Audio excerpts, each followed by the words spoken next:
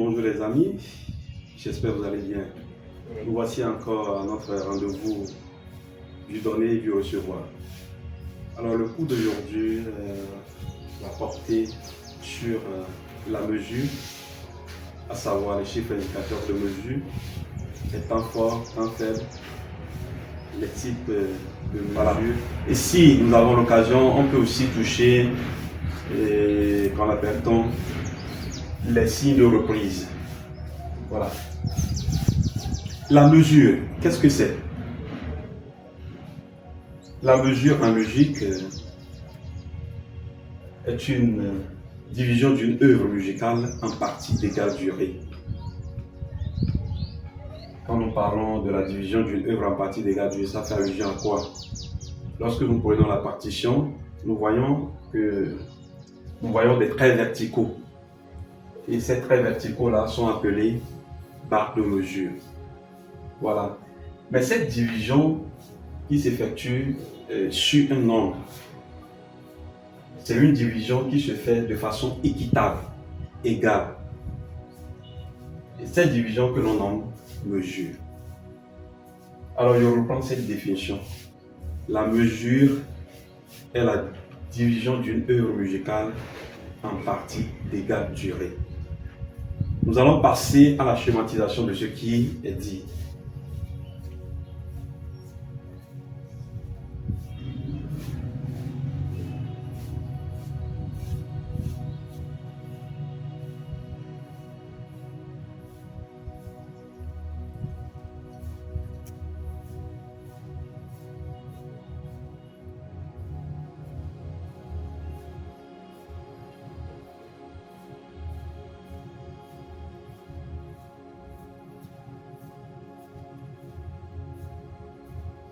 Alors, nous avons une portée, et cette portée,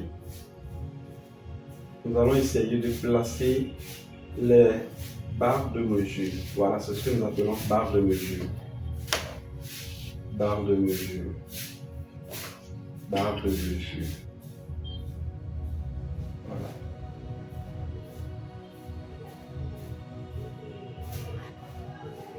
Là, cette division, l'ensemble de tout ce qui se trouve ici, c'est ce que nous appelons mesure. Ça constitue mesure, mesure, mesure, mesure. Alors ici, par exemple, maintenant, on peut déterminer le nombre de mesures que nous avons ici. Alors, à votre avis, nous avons combien de mesures ici? 5. Ça fait 1, 2, 3, 4, 5 mesures.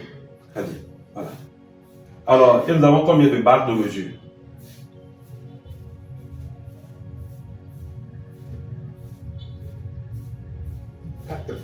4. On va compter voir. 6. Voilà, 6. Voilà. Ça fait 6 barres de mesure. Très bien. Alors, c'est la définition de quoi? De la mesure. Maintenant, cette définition, vous allez mieux comprendre ça avec la suite du cours. Qu'est-ce que nous allons faire maintenant? Nous allons chercher à comprendre ce que l'on appelle chiffres indicateurs de mesure. Les chiffres indicateurs de mesure sont encore appelés quoi? La signature de quoi? De la mesure. C'est ce qui nous permet de savoir la manière dont le morceau est structuré. Alors, pour les chiffres indicateurs de mesure, nous avons ceci, je donne un exemple. Prenons 2 sur 4. Ça fait partie de quoi? Des chiffres indicateurs de mesure. Oui. Nous avons aussi quoi? 3 sur 4. On peut avoir aussi combien? 6 huitièmes par exemple. Ou bien 9 huitièmes. On peut avoir aussi quoi? C. Tout comme aussi. Ou bien on peut avoir C barré aussi. Voilà. Ça, c'est des exemples de quoi? De chiffres indicateurs de mesure ou bien la signature de mesure. Voilà. Eh bien, on se pose la question. Alors, qu'indique chacun de ces chiffres? Quand nous prenons par exemple maintenant 2 sur 4, ça veut dire quoi? Quand nous prenons 6 sur 8, ça veut dire quoi? Nous allons essayer de décortiquer tout ça là. Nous allons faire une démonstration scientifique pour permettre aux jeunes et aux autres de mieux comprendre ce qu'on appelle chiffre indicateur de mesure. Alors, le chiffre inférieur, moi je prends ça comme ça. Puisque quand je prends par maintenant 2 sur 4, pour moi je dis nous avons un chiffre inférieur puis un chiffre supérieur. Alors qu'indique le chiffre supérieur et qu'indique le chiffre inférieur? Le chiffre inférieur indique toujours, ou bien représente toujours une figure de note. Maintenant, reste à savoir, quelle est cette figure de note? Alors, quand nous sommes avec la notion de unité de temps,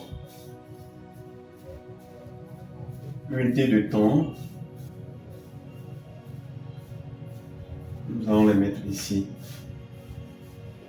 Alors, la plus grande figure de note est appelée la ronde. Et tout le monde est d'accord avec ça. La ronde. Qui équivaut à combien de temps? 4 temps. À 4 temps. Très bien. Voilà. Mais ici, nous parlons de unité de temps. La ronde là est considérée comme une orange. Une orange qui a un poids de combien? De 4 kg par exemple.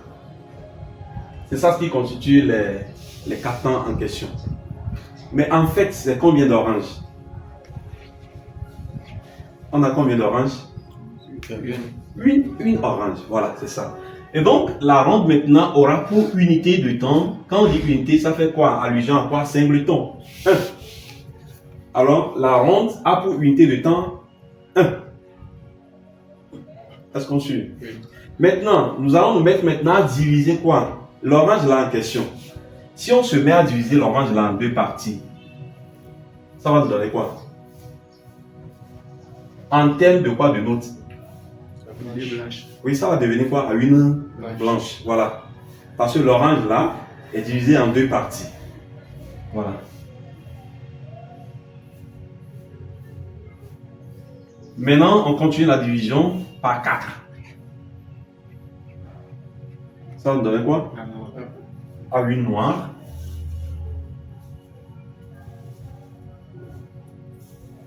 Maintenant, on continue toujours. On divise l'orange là toujours par 8. Ça va nous donner quoi?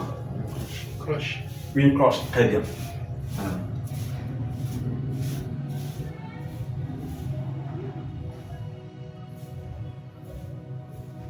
Et même si nous continuons, on verra que c'est ça, cette division que nous aurons. Voilà. Donc, même nous allons nous arrêter au niveau de 8. Voilà. Et donc, lorsque vous voyez en bas les chiffres inférieurs, comme je le disais aujourd'hui, voilà leur correspondance. Ici, nous avons 2 sur 4. Sur certaines partitions, vous verrez, alors on peut écrire ça là d'une autre manière. Ça va être quoi? 2 sur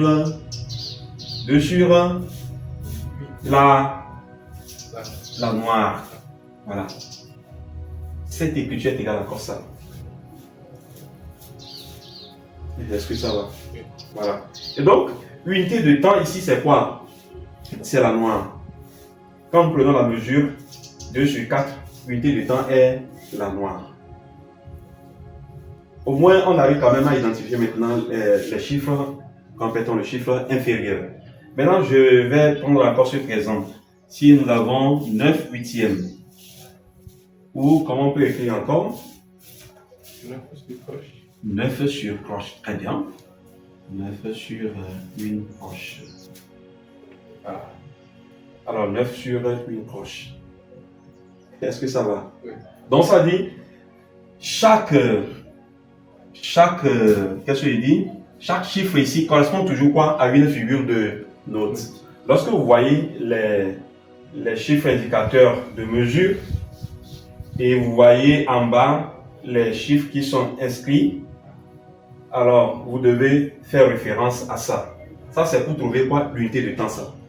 Maintenant, il y a ce supérieur se place au-dessus de la ligne médiante, c'est-à-dire la 3e ligne. Et le chiffre inférieur est placé dans le 2e interligne ou au-dessous de quoi? De la 3e ligne. Voilà. Donc, quand je vois 2 sur 4, je sais que l'unité de temps, c'est quoi? C'est la noire. Et que je dois avoir quoi? 2 noirs dans chaque mesure ou une valeur équivalente à 2 noirs. Alors, si je veux, ici par maintenant, on peut avoir quoi? Une blanche ici. Voilà, une blanche. Quand nous parlons de valeurs équivalentes. Alors, ici, on peut avoir par exemple maintenant quoi? 2 noirs. Et dans la mesure suivante, on peut nous proposer ça par exemple. Une noire pointée, suivie de quoi? Suivie d'une croche. Voilà. Parce que qu'en fait, la somme de tout ça, là, ça nous donne encore 4. non? 2. 2 temps. Voilà. Et ici, je ne sais pas, quelqu'un peut nous proposer ça.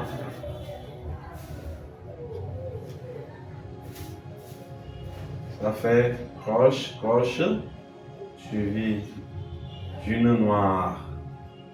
Voilà.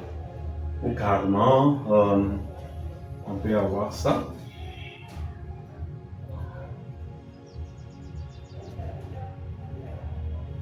Ou ici, nous avons rien que des croches. On a 4 croches ici. Voilà. Et quand on fait la somme de tout ça, là, ça nous donne toujours quoi? 2 temps dans chaque mesure. Alors, lorsque nous avons ça, c'est ce qui définit quoi? Ce qu'on avait dit très haut, la définition de quoi? De la mesure. Que c'est la division d'une œuvre musicale en parties d'égale durée. On aura même produit, même résultat quoi dans chaque mesure. 7. Il y a des écritures variées, mais pourtant, en matière de valeur, nous avons toujours quoi? Même résultat.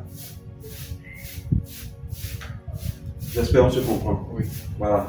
Et donc, de façon récapitulée, pour retrouver les unités de temps, nous devons essayer de mémoriser ces explications. Quand je vois le chiffre 1, alors je sais que ça correspond à quelle valeur, à quelle figure de note? À la ronde. Je vois 2, ça correspond à la blanche. Je vois 4, ça correspond à la noire. Et quand je vois 8, ça correspond à la croche. Voilà. Donc, là, on peut traiter, on peut juste faire un exercice, non? Voilà.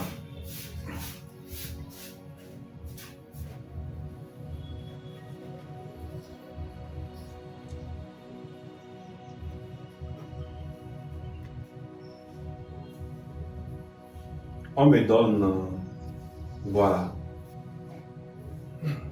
comme chiffre indicateur de mesure C. Alors C, puisque nous allons expliquer ça en même temps. C, ça veut dire quoi? C est égal à quoi? Alors quand vous voyez C, grand C, vous voyez? Très bien, ça fait 4 sur 4. C'est ça. Bon, en fait, c'est une forme abrégée de quoi? De 4 sur 4. Mesure 4 sur 4. D'accord. Et lorsque nous voyons maintenant C barré, C barré est égal à quoi?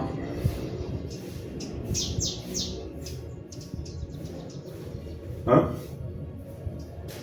Ça fait 2 sur 2.